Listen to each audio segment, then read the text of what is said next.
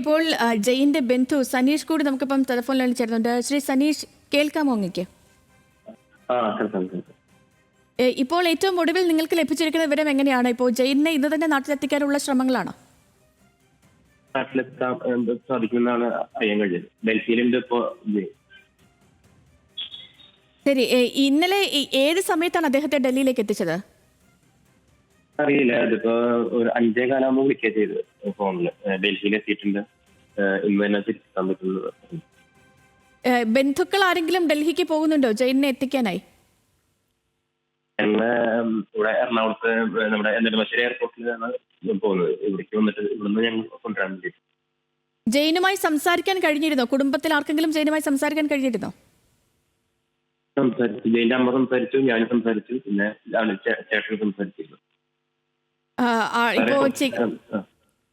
മോസ്കോയിൽ അദ്ദേഹം ചികിത്സയിലായിരുന്നു, ഗുരുതരമായി പരിക്കേറ്റ് ചികിത്സയിലായിരുന്നു. ഇപ്പോൾ ആരോഗ്യം ഭേദപ്പെട്ട് വരുന്നതായി വാക്കുകളിൽ നിന്ന് മനസ്സിലാവുന്നുണ്ടോ അദ്ദേഹത്തിന്റെ? ഫിസിയോതെറാപ്പി ചെയ്ത് മുഴുവനായിട്ടുമ്പാണ് അവനെ തിരിച്ച് ക്യാമ്പിലേക്ക് കൊണ്ടുപോകാ എന്നുള്ളൊരു ഇത് വന്നത്. ഡിസ്ചാർജ് ചെയ്തിട്ട് ക്യാമ്പിലേക്ക് കൊണ്ടുപോകാം. അതിനുശേഷം പിന്നെ എന്താ ഉണ്ടായിട്ടില്ലെന്ന് നമുക്കറിയില്ല. പിന്നെ അവന്റെ ഫോൺ സ്വിച്ച് ഓഫ് ആവാണ്. പിന്നെ നമ്മുടെ കാര്യങ്ങൾ അറിയിച്ചത്.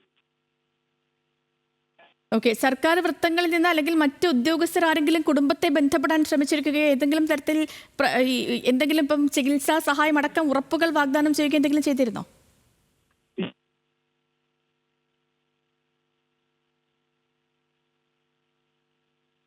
ശരി, ടെലിഫോണിൽ എന്തോ ഒരു പ്രശ്നം നിലനിൽക്കുന്നുണ്ട്.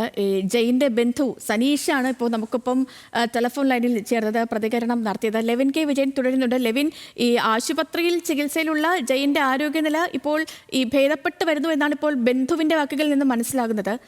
ഈ കുടുംബത്തിൽപ്പെട്ട ആരും അവിടേക്ക് പോകുന്നില്ല എന്നാണ് അദ്ദേഹം പറഞ്ഞെന്ന് തോന്നുന്നു, അല്ലേ?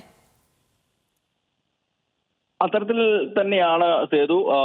ജെയിൻ നേരത്തെ മലയാളികളായിട്ടുള്ള യുവാക്കളടക്കം മോചനം നേടി ഡൽഹിയിൽ എത്തിയപ്പോൾ ഡൽഹിയിൽ നിന്ന് തന്നെ നേരിട്ട് കൊച്ചിൻ എയർപോർട്ടിലേക്ക് എത്തുന്നതായിരുന്നു പതിവ്. അത്തരത്തിലായിരുന്നു മുൻപ് കാര്യങ്ങൾ നടന്നത്. നമുക്കറിയാം, മലയാളികൾ തന്നെയായിട്ടുള്ള സന്തോഷ് ഷൺമുഖൻ, അതോടൊപ്പം തന്നെ റെനിൽ തോമസ്, സിബി തോമസ് തുടങ്ങിയ ആളുകളാണ് മുൻപ് റഷ്യൻ കൂലിപ്പട്ടാളത്തിന്റെ ഭാഗമായിരുന്ന് അവിടെ നിന്ന് ന്യൂസ് മലയാളത്തിന്റെ വാർത്താ ഇടപെടലിലൂടെ അടക്കം മോചനം നേടിയത്. അവരെത്തുമ്പോഴും ഇതേ നിലയിൽ തന്നെയായിരുന്നു കാര്യങ്ങൾ. ഡൽഹിയിലെത്തി അവിടെ നിന്നും കൊച്ചി എയർപോർട്ടിലേക്ക് എത്തുകയായിരുന്നു. അന്ന് ഡൽഹിയിൽ എത്തുമ്പോൾ അവിടെ വെച്ച് IB ഉദ്യോഗസ്ഥരും ഇന്റലിജൻസ് ഉദ്യോഗസ്ഥരും ഒക്കെ ഈ ആളുകളെ ചോദ്യം ചെയ്തിരുന്നു.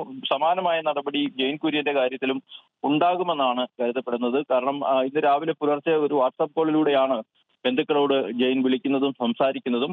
കൂടുതൽ കാര്യങ്ങൾ എയർപോർട്ടിൽ ഇരുന്നു കൊണ്ട് സംസാരിക്കാൻ കഴിഞ്ഞിരുന്നില്ല ജെയിൻ. അതുകൊണ്ട് തന്നെ ഇന്ന് ഉച്ചയോടുകൂടി മടങ്ങി എത്താമെന്നുള്ള പ്രതീക്ഷയാണ് ജെയിൻ പങ്കുവെച്ചത്. അത്തരത്തിൽ തന്നെ എത്തുമെന്നാണ് വിചാരിക്കപ്പെടുന്നത്. നേരത്തെ നമുക്കറിയാം, നിരവധി മാസങ്ങളാണ് ഈ യുവാവിന് ആശുപത്രിയിൽ കഴിയേണ്ടി വന്നത്. വയറ്റിലാണ് ഷെല്ലാക്രമണത്തിൽ പരിക്കേറ്റത്. ഗുരുതരമായ പരിക്കായിരുന്നു. ഭാഗ്യം കൊണ്ട് മാത്രമാണ് ജെയിൻ മരണത്തിൽ നിന്ന് രക്ഷപ്പെട്ടത് എന്നുള്ളതാണ് ജെയിനുമായി നമ്മൾ സംസാരിച്ചപ്പോഴൊക്കെ ജെയിൻ പറഞ്ഞത്. അതിനുശേഷം 3 മാസത്തിലേറെ ആശുപത്രിയിൽ ചികിത്സയിൽ കഴിഞ്ഞിരുന്നു. ചികിത്സകൾ പൂർത്തിയാക്കിയാണ് ഇപ്പോൾ ആശുപത്രി ഡിസ്ചാർജ് ചെയ്തത്. അത്തരത്തിലുള്ള നടപടികൾ പുരോഗമിക്കുമ്പോഴും തന്നെ പട്ടാള ക്യാമ്പിലേക്ക് മടക്കിയെത്താനുള്ള ശ്രമം നടക്കുന്നു. നമ്മളെ സംബന്ധിച്ച് ഇത് ഏറെ ദുരിതങ്ങൾ അനുഭവിച്ചിരുന്നു ജെയിൻ. ഈ റഷ്യയിൽ വെച്ച് പട്ടാള ക്യാമ്പിലേക്ക് തിരികെ പോകാനുള്ള മാനസിക സമ്മർദ്ദമേറിയിരുന്നു. അദ്ദേഹത്തിന് ഗുരുതരമായി പരിക്കേറ്റിരുന്നു. പക്ഷേ ഇത്രയും ഈ പീഡനങ്ങളൊക്കെ സഹിച്ചുവെങ്കിലും ഇപ്പോൾ സന്തോഷത്തിന്റെ സമയമാണ്. ജെയിനെ ഡൽഹിയിലേക്ക്, ഇന്ത്യയിലേക്ക് എത്തിച്ചിട്ടുണ്ട്. അദ്ദേഹത്തെ അല്പസമയത്തിനകം തന്നെ ഇന്നു തന്നെ ഒരു പക്ഷേ നാട്ടിലേക്ക് എത്തിക്കാനുള്ള നീക്കങ്ങളുമാണ് നടക്കുന്നത്. ലെവിൻ കെ വിജയനാണ് വിവരങ്ങൾ പ്രേക്ഷകരിലേക്ക് എത്തിച്ചത്.